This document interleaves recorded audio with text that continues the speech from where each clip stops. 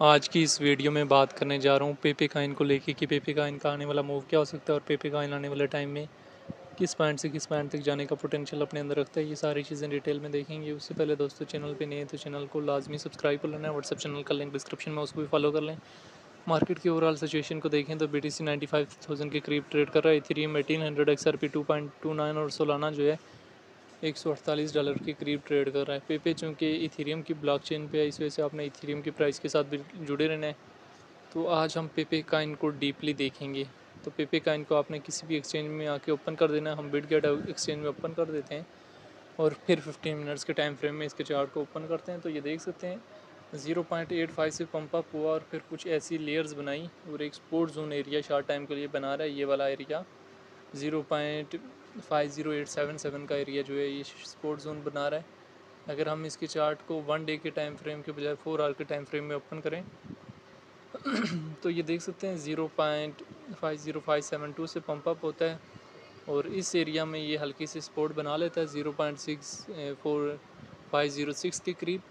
और फिर उसके बाद पंप अप होता है और इस एरिया में इसने हल्की सी सपोर्ट बनाई है 0.83 के ऊपर।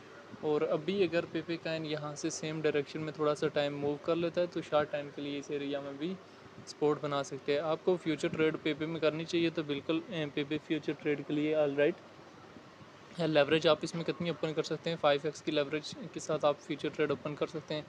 अभी आपको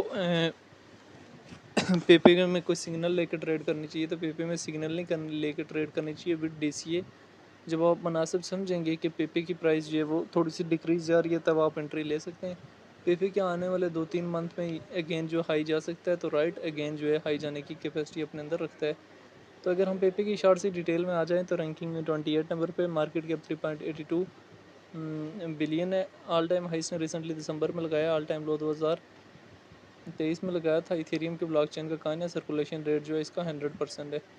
इसके बारे में डिफरेंट एक्सपर्ट्स की क्या ओपिनियन है आप लोगों ने वो भी देख लेना है। अगर हम यहाँ से डेटा वाले ऑप्शन में जाएँ, 1 डे के टाइम फ्रेम में ओपन करें तो ओवरऑल जो है पेपे में अभी लार्ज अमाउंट में एंट्रीज़ हो रही हैं। न्यू इन्वेस्टर इस कॉइन के ऊपर भर भर के आ रहे हैं। तो अभी हम इसके चार्ट को 3 डेज़ के टाइम फ्रेम में ओपन करते हैं। 3 डेज़ के टाइम फ्रेम में ओपन करने का मकसद ताकि मैं आपको चीज़ें समझा सकूं कि आने वाला टाइम में अगर हम पेपे 0.507 की रेंज में मिलता है ना, जैसे इथेरियम में थोड़ा सा ड्रॉप आउट आता है तो हमें अगर 7 की रेंज में नज़र आता है तो हमारे लिए एक बेस्ट एंट्री पॉइंट हो सकता है। तब हम पेपे में एंट्री ले सकते हैं, ठीक है, 7 की रेंज में। तो अगर आप 7 की रेंज में एंट्री ले लेते हैं तो आप लोगों के लिए बहुत ज़्यादा बेस्ट है। मतलब आपने एकदम नहीं एंट्री लेनी, वैलेट का 5% और उसको भी पार्ट्स में एंट्री लेनी है। और सेकंड थर्ड इसी तरह मतलब पार्ट्स में आप करके 20-30% गैप्स के साथ एंट्री ले सकते हैं। इसी तरह फ्यूचर ट्रेड में भी आपने ना मतलब यहाँ से आपने ट्रेड ली 0 पॉइंट, ये इस एरिया में 6507 की रेंज में आपने फ्यूचर ट्रेड 5x की लेवरेज के साथ की ली। तो उसके बाद इसकी प्राइस मज़ीद डिक्रीज़ होकर 0.525 पे आ जाती है। तो आप यहाँ से सेकंड एंट्री लेंगे तो आपकी एवरेज बाइंग कितनी बन जाएगी? 0.66 तक बन जाएगी।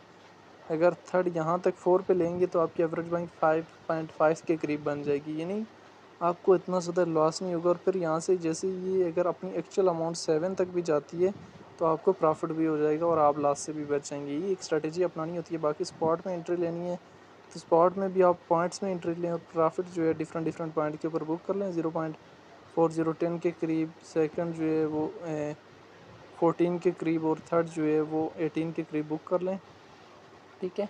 टीपी लगाना ना भूलें हर जगह जो है वो, मतलब आप टीपी लाजमी, जैसे ही आपका हिंट होता है आपने कोई ना कोई टीपी में टेक प्रॉफिट, स्टॉप लॉस भी लगाना होना चाहिए और टेक प्रॉफिट भी आप लोगों को लगाना आना चाहिए, ठीक है, ताकि आप मार्केट में सक्सेसफुल हो सकें।